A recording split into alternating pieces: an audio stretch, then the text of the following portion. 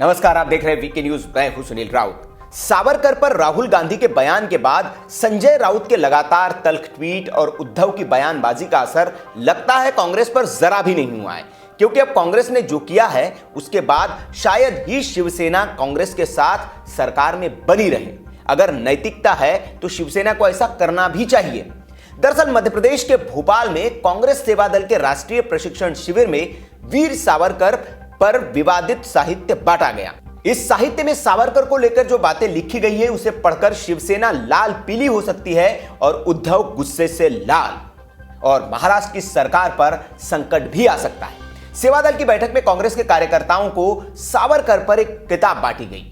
किताब का नाम है वीर सावरकर कितने वीर। टाइटल से आप समझ सकते हैं कि कांग्रेस ने इस किताब के जरिए सावरकर की वीरता को चुनौती दी है और उनके बारे में ऐसे लेख लिखे हैं जो उनकी वीरता को कटघरे में खड़ा करते हो। इस किताब के लेख में लिखा है कि सावरकर जब 12 साल के थे तब उन्होंने मस्जिद पर पत्थर फेंके थे और वहां के टाइल्स तोड़ दी थी।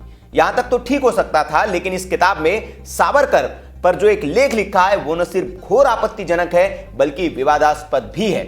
इस लेख में लिखा है, ब्रह्मचर्य धारण करने से पहले नाथूराम गोडसे के एक ही शारीरिक संबंध का ब्यौरा मिलता है। ये समलैंगिक संबंध थे। उनका पार्टनर था उनका राजनीतिक गुरु वीर सावरकर। इतना ही नहीं, किताब में लिखा है कि सावरकर अल्पसंख्यक महिलाओं से बलात्कार करने के लिए लोगों को उकसाते थे। किताब के सामने आते ही मध्य प्रदेश बीजेपी ने इस पर आपत्ति दर्ज करानी शुरू कर दी है और बीजेपी ने इसका कड़ा विरोध भी किया है। बीजेपी के प्रदेश उपाध्यक्ष रामेश्वर शर्मा ने कहा है कि महिलाओं को तंदूर में जलाने वाली कांग्रेस से उम्मीद भी और क्या की जा सकती है।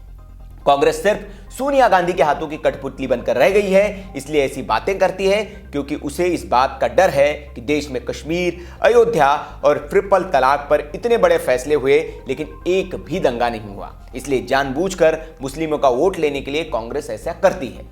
इस पर कांग्रेस की ओर से भी प्रतिक्रिया आ गई है। मध्य प्रदेश कांग्रेस के प्रवक्ता दुर्गेश शर्मा ने कहा है कि कांग्रेस सेवा दल में जो साहित्य बांटा गया है वो कोई नया नहीं है। सावरकर के बारे में जो कहा गया है वो जगजाहिर है। उन्होंने अंग्रेजों से माफी मांगी थी, ये भी जगजाहिर है। ये सब साहित्य है और ये साहित्य कोई कांग्रेस ने नहीं लिखा है, ये तो साहित्यकारों ने लिखा है। देश को इन सब बातों के बारे में आज जानना चाहिए, क्योंकि जिस तरह से देश में आज गोडसे को देशभक्त बताने का काम कुछ नेता कर रहे हैं, ऐसे में देश के सामने ये तथ्य आने चाहिए कि देश के लिए किसने बलिदान दिया और किसने अंग्रेजों का साथ दिया।